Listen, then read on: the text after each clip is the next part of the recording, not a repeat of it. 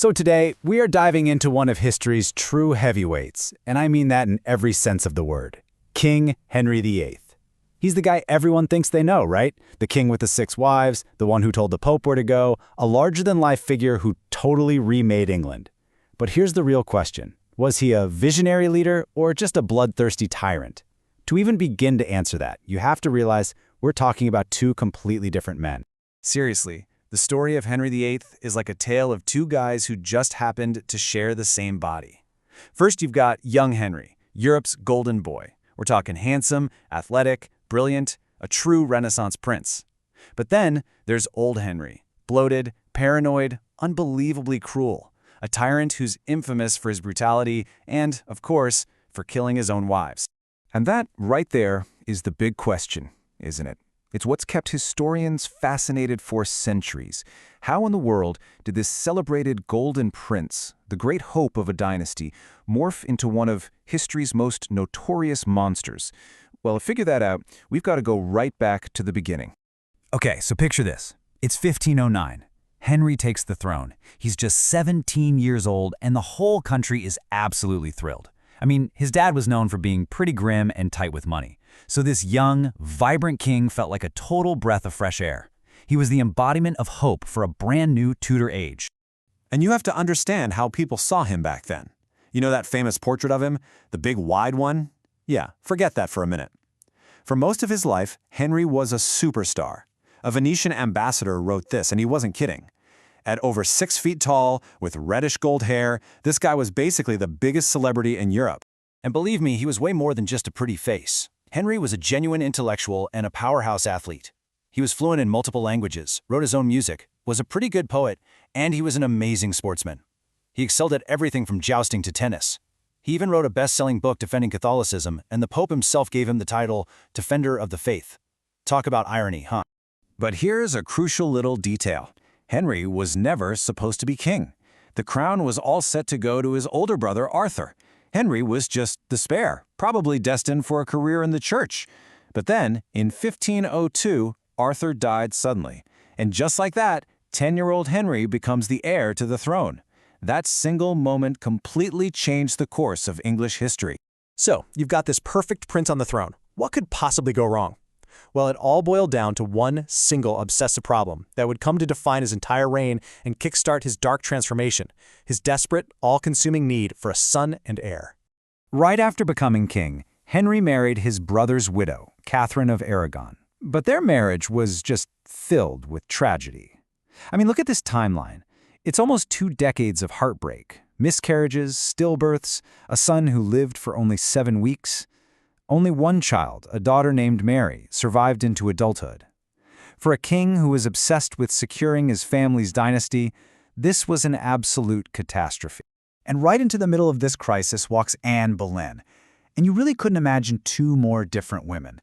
On one side, you have Catherine, the deeply religious, loyal, and popular queen who just couldn't give him a son. And on the other, Anne, sharp, charismatic, full of new ideas, who captivated Henry, and most importantly, promised him the one thing he wanted more than anything in the world, a male heir. So this whole crisis got a name, the King's Great Matter. Henry became utterly convinced that his marriage was cursed by God.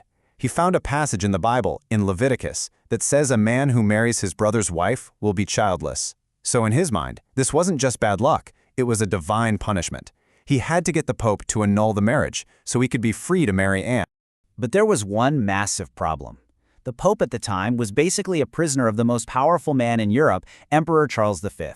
And Charles V just happened to be Catherine of Aragon's nephew.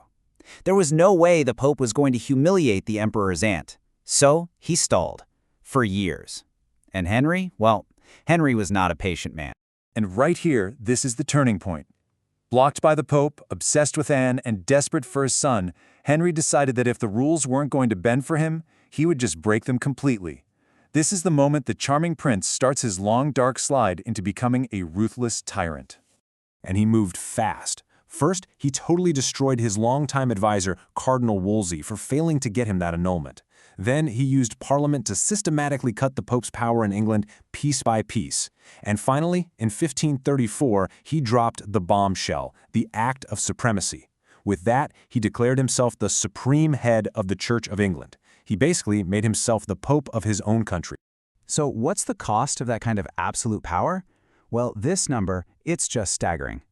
The exact figures are debated, of course, but a pretty conservative estimate suggests that around 57,000 people were executed during Henry's 38-year reign. This wasn't just a political shift. This was a reign of terror. And then something else happened in 1536 that probably sped up his decline. He had this horrific jousting accident that left him unconscious for 2 hours. It also gave him a nasty ulcer on his leg that never healed and caused him constant, agonizing pain for the rest of his life. Some historians even think the fall might have caused brain damage, making his temper and his paranoia a whole lot worse. And of course, the most famous victims of his tyranny were his wives. We all know the little rhyme, right? Divorced, beheaded, died, divorced, beheaded, survived. But the reality behind it is just brutal. Anne Boleyn, the woman he broke from Rome for, was beheaded on fake charges when she also failed to give him a son.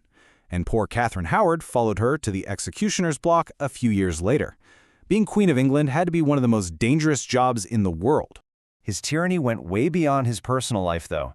He dissolved over 800 monasteries and took all their land and money for himself.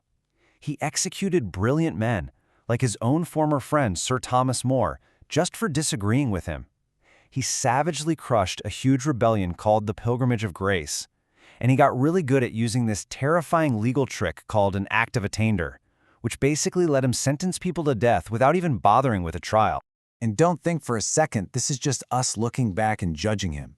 People at the time saw exactly what was happening. This quote comes from a priest during that rebellion. They knew. They were living in fear of a king they saw as a destructive tyrant. So, was he just a butcher? Case closed? Well, like with everything in history, it's not quite that simple. Because for all the terror and bloodshed, Henry's reign had a massive, lasting impact on England, which makes his legacy incredibly complicated. Let's just take one example. He's often called the father of the Royal Navy, and for good reason. When he took the throne, England had a tiny fleet of just 5 warships.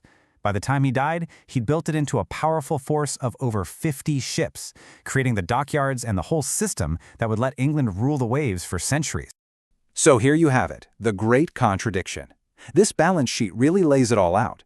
On one side, you've got these incredible achievements, founding the Royal Navy, creating the Church of England, even strengthening Parliament. But on the other side, you have the atrocities, the executions, the stolen land, the brutal crushing of anyone who stood in his way. He was a nation builder for sure, but he was also a ruthless destroyer. And it's no surprise that historians today are still arguing about him. You've got scholars like David Starkey, who see him as this incredible state builder who completely reinvented England. But then you have others, like Robert Hutchinson, who just see a paranoid monster driven by his own ego and appetites. There's really no easy answer. And here's one final, absolutely mind-bending paradox for you. Despite everything, despite starting the English Reformation, despite breaking away from Rome, Henry never actually thought of himself as a Protestant. He died believing in the core principles of the Catholic faith, like the Mass and confession. His entire fight with the Pope was never really about theology. It was about power, his power. Which brings us right back to our final, really tricky question. Was Henry a monster who just happened to do some great things for his country by accident? Or was he a great king who believed he had to do monstrous things to achieve his vision? It's a paradox that lies at the absolute heart of who he was, and it kind of leaves it up to us to decide where we think the balance lies.